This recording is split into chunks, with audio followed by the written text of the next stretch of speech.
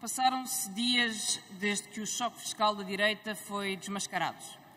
E sobre esta polémica que já fez correr muitas palavras, muita tinta, gostaria apenas de acrescentar uma nota final. A propaganda eleitoral é um exercício legítimo.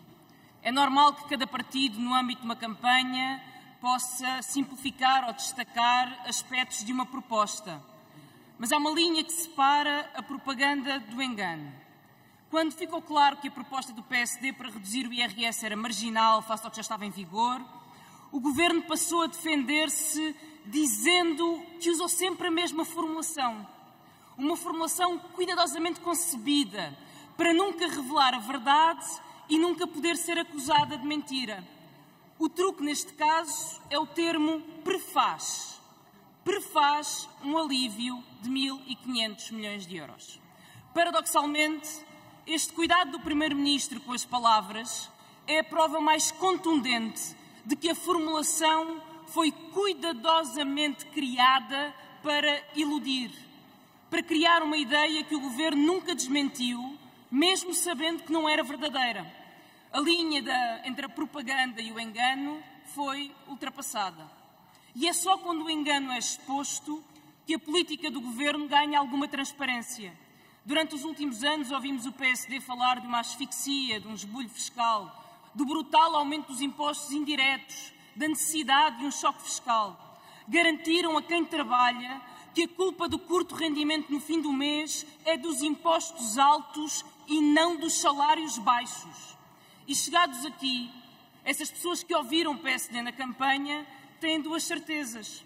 A primeira é que a redução do IRS proposta pelo Governo equivale a 1,80 € no salário de 1.000 euros. E pior, 75% do impacto está concentrado em a quem ganha mais. A solução do PSD para os 1.000euristas é aumentar o salário pela via fiscal para 1.002 euros. Está apresentado o choque fiscal da direita. A segunda certeza que têm é que o IVA sobre a energia e as telecomunicações, o IVA que é pago a 23% por quem ganha 1.000, por quem ganha 5.000, por quem ganha 10.000, esse não vai mudar. Esse vai ficar igual. Senhoras e senhores deputados, o que sobra então deste choque fiscal da direita? Sobra a medida que de facto importa, que pesa no orçamento, que é incondicional, que vai mesmo para a frente, que é para valer, que é a redução do IRS. Essa medida está calendarizada, menos 2 pontos percentuais ao ano.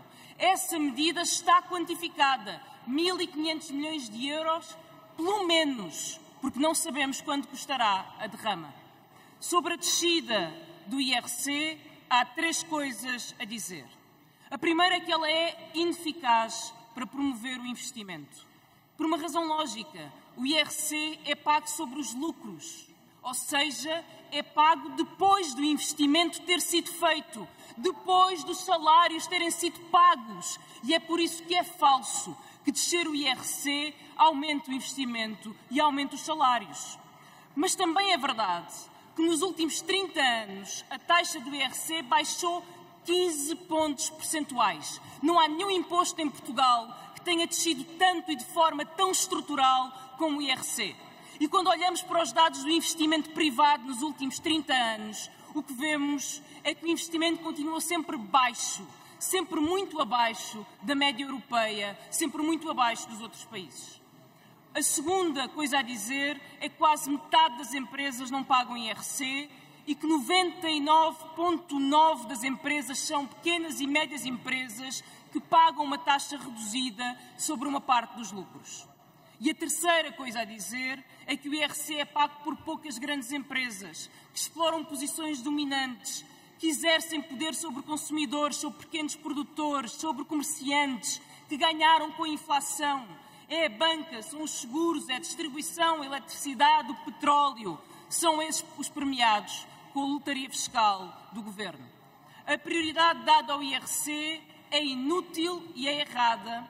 E é por isso que esta não é uma discussão separada da discussão do IRS.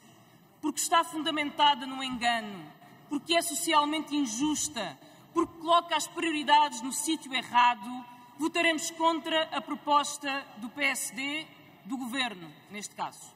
Em alternativa, apresentamos duas propostas mais justas.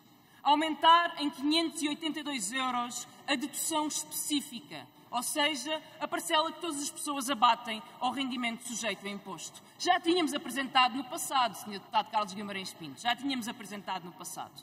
Nenhuma medida fiscal pode compensar os baixos salários, mas esta medida faz justiça ao refletir o aumento do custo de vida nos rendimentos, libertando rendimento. A segunda medida é para permitir a quem tem um empréstimo à habitação própria possa deduzir os juros das prestações no IRS, tal como já acontece a quem paga rendas ou às hipotecas anteriores a 2011. Nenhuma medida fiscal vai resolver a crise da habitação, mas esta ajuda quem hoje sofre porque não consegue suportar o peso de uma prestação que subiu por causa da especulação e por causa das decisões do Banco Central Europeu.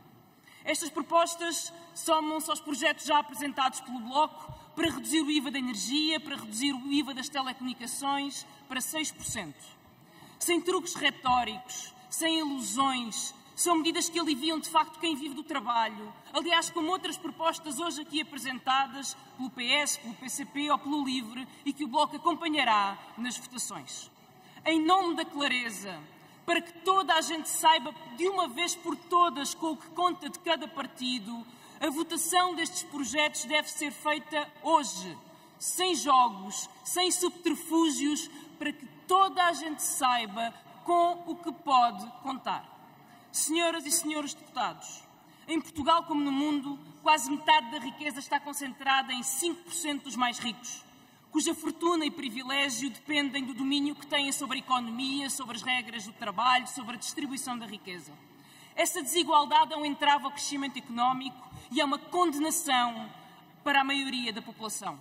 Usar o argumento do elevador social, mobilizar as expectativas de quem não ganha para pagar a casa, para descer mais os impostos a quem já tem tanto, é o derradeiro engano que a direita impõe ao país. Portugal merece uma política fiscal justa, capaz de financiar serviços públicos adequados às necessidades da população, da creche ao hospital. Merece regras laborais que aumentem os salários, porque, no fim de contas, quem quer aumentar os salários não baixa os impostos aos mais ricos, aumenta mesmo os salários.